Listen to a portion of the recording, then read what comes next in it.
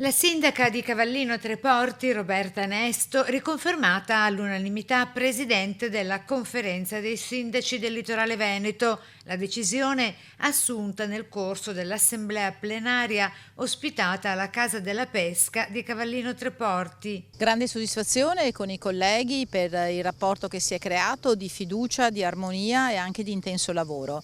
Quindi ringrazio i colleghi per la fiducia nuovamente accordata e ovviamente ancora più impegno. Tra gli obiettivi del nuovo mandato della Nesto ci sono il rafforzamento della collaborazione tra le amministrazioni locali e la promozione di azioni condivise per rendere il litorale veneto sempre più sostenibile, competitivo e attrattivo dal punto di vista turistico. Il primo, quello di cercare di fare della Costa Veneta un modello ancora più sostenibile.